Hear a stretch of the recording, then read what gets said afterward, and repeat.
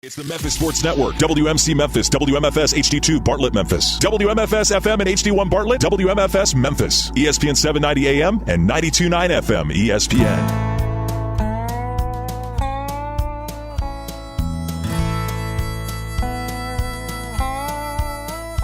Watch the sunrise, new day's dawning, and it's calling you and me. Where the mighty Mississippi flows by Memphis, Tennessee. We've got woodlands, fields, and water. Hey, there is no better way. You can find out all about it on Outdoors with Larry Ray.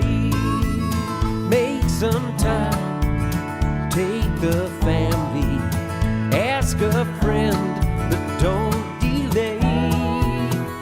Listen up and learn about it on Outdoors with Larry Ray. Listen up and learn about it on Outdoors with Larry Ray. Good Saturday morning and welcome to another edition of the award-winning Outdoors with Larry Ray on ESPN 790 AM. Brought to you proudly by Tennessee Wildlife Resource Agency, Barton Power Sports, Sportsman's Warehouse, and Best Care Home Services. Now, here's your host, Larry Ray. Hey, good Saturday morning. Welcome back to Outdoors with Larry Ray. Wow, this is flown by on this January the 13th. We're already at the top of the hour here, closing out the final two segments on today's show. John Gordon has been over there just biting at the bit, and we get through these fishing guys in January. I mean, you know, he's ready to talk waterfowl, and the last time we talked waterfowl was earlier in the show with Steve McAdams, and about halfway through his interview, he froze to death. No, I mean, it was cold up there at Paris Landing, but we got not only is John, we're going to talk to John here from Avery, and John, you've been with Avery how long? This is my 11th year, Larry. 11th year, and John's the man you go to if you got any complaints. You know, no. I got out of customer service. So, I know it, but he does all the PR for him, does a great job, does the weekly waterfowl report, which is amazing. You know, I'll put it up with any waterfowl report. I know the state of Arkansas does a great job on what they put out, but I know there's more than one John Gordon over there. I mean, they put it together, and John does it here, and I look forward. It's kind of cool to look and see, and that's no word on pun, but it's kind of cool to look and see what's going on in Iowa and places like that, you know, and I look at those. But John has also brought along, you know, he's like Ron. You know, Ron needs a bodyguard wherever he goes, you know, and I don't know what her name is. I don't know what her name is most of the times, but John has got that went right over Ron's head. I know that. No, it didn't. No, it didn't. But, John, you've got one of your I guess he's a member of the pro staff, is he? Well, Blake is a big supporter of our brands. He's the owner and operator of Mallard Estates Outfitters. Okay, I've heard of that. Yeah, okay. Yeah, well, why don't you introduce Blake to us? Well, Blake is on the line here. He's a young guy, very ambitious, and one of the best duck hunters I know. And he really goes the extra. Well, I'm pumping you up, Blake. I mean, come on. Yeah, we've got this all that we will tape and send to you, Blake. So the next time you might need a cushion or something, you know, that a floating. That's right. A floating That's gun, right. a floating gun bag. He can have those. But Blake, you mentioned. Tell us a little bit about your operation that you have, and where is it located? We're located in Brownsville, Tennessee, and all of our farm grounds surrounds the Hatchie National Wildlife Refuge, which is like one of the 3 national wildlife refuges in the entire state. It really is. And tell us your background. Are you from that area? No, sir. I'm originally from Halls, Tennessee, but this farm that our outfitter is on, it's a family-owned farm that's been in the family for a long time, and I've always hunted it in high school and stuff like that. Just one day decided to make a career out of it. Here we are. So you live in where? Yes, I live in Brownsville now. So you live in Brownsville now, and so how far are you from when you go to work on a early morning duck? How far do you have to drive? Just depends on the day and wherever we're hunting that morning. It can be anywhere from 5 minutes away from the house, or we have spots that are about 45 minutes away from the lodge here. Okay, from the lodge. That's one of my favorite words, the lodge. Yeah. And it's a very very nice place, Larry. You've been there. I have. I was recently. I was there recently. Yeah. This past week. Blake's got a really first-class operation going there. He and his father, Monty, who does all the cooking and entertaining for all the guests. Cooking Ron. And, Okay. Ron would love it. Yeah, love it. You Yeah. need to go up there, Ron. That's me. it. Yeah, It's just a great family atmosphere, laid back. And, I mean, the guys that come from all over the country, they just rave about it. The guys I was with last week were from Indiana, and they normally hunt around the Stuttgart area. And they're going to come back and hunt with Blake more just because it's just such a great atmosphere. Yeah, and Blake, I know we've been talking a lot, and I asked John about this a lot about this crazy weather this season. Talk about what Yes, it's been. sir. It has been a roller coaster. You go from 60-degree temps, and Yeah.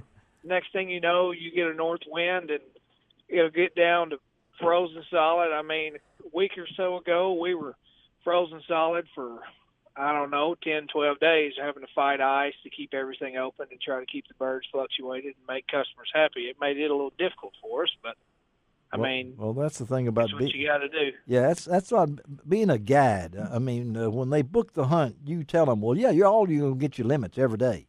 Oh no! No, come on. every day. No, I can't. You can't guarantee that. Absolutely no. And it's hunting every day. I'll guarantee this. I'll guarantee that we'll have a good time, and me and each one of my guides that work with me will do everything we can to make sure that everybody is satisfied. And what kind of food do you have? Well, it just depends on what you like. I mean, we cook. Most of the time, our lineup is when people come on the weekends, we do like fried fish and frog legs on Friday night, and then ribeye steak Saturday night. It Sounds good to me. It depends on how many people and what all we got, you know. Yeah, and you mentioned frozen. I was asking John about ice eaters. A lot of folks, Yes, I've sir. learned that word a lot more this year, just to try to get, because some folks have told me that 5 inches of ice. I don't know what you had, but that makes it difficult. Absolutely. It makes it very difficult.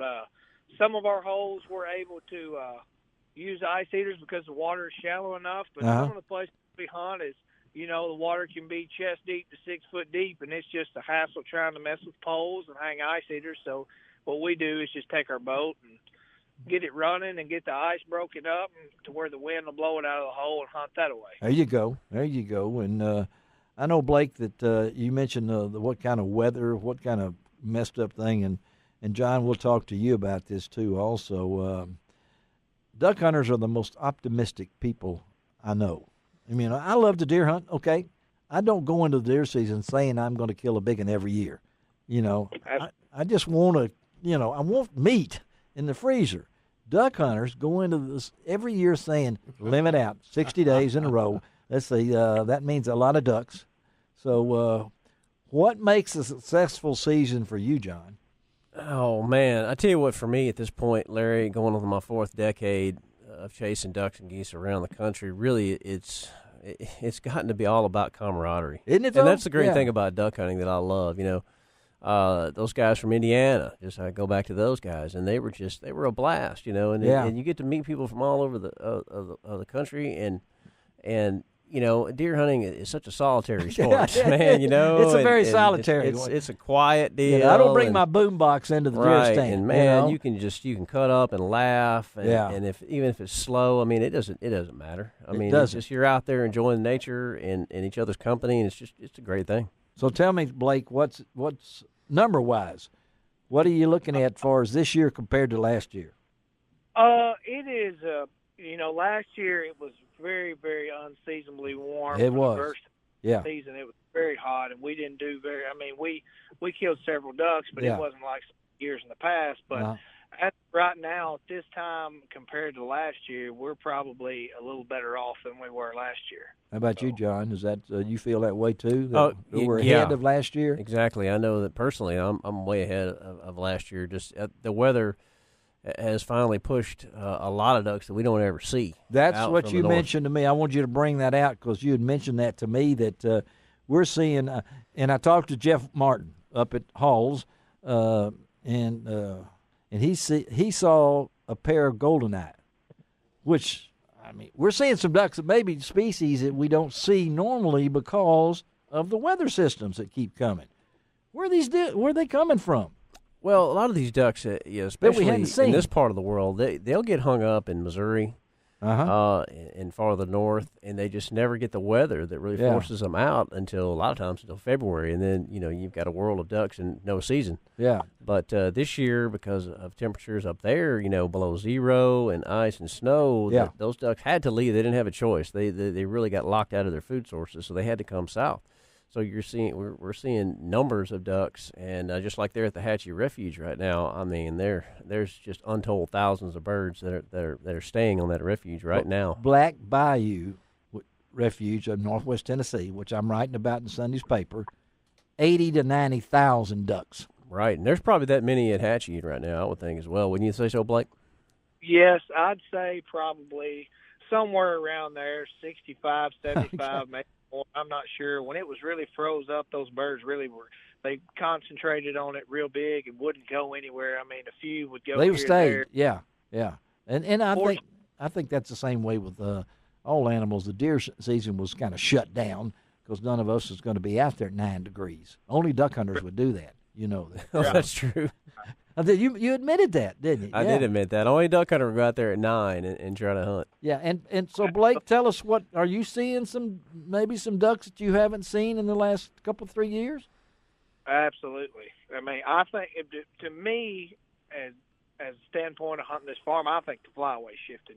I used to come down here when I was in high school and stuff like that, with just a bunch of kids coming down here kicking water and stuff like that. And used to never see many geese, and now I'm starting to go to where I see geese or kill geese just about every time we go.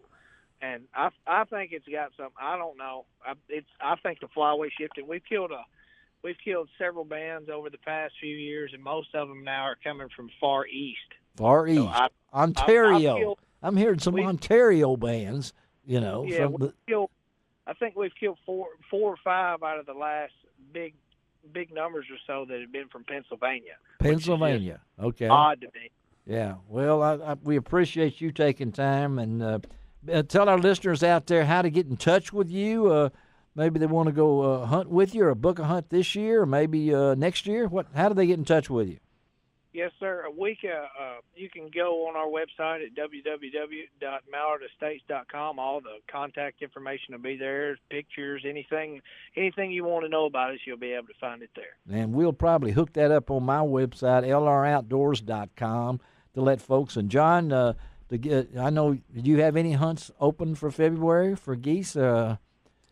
Well, I don't, Larry, actually. Because you're a weekend solid, and just talked to a guy yesterday that probably the first weekend of March, I think Blake's going to come, and we're going to try to film some hunts right at the third weekend in February. Wow. Okay. Well, that's good. Valentine, you got some Valentine hunts set up? Yeah, I've got honeymoon. I have guys from Georgia that come over here to hunt with me every year. What's the big deal with that? Georgia's not. Well, it's because Georgia, they don't see birds like that over there. So they come over here and just have a large time. Wow. Okay. All right, Blake, thank you, buddy, for being with us, and we'll stay in touch, and we'll try to keep John Gordon as straight as we can. Yes.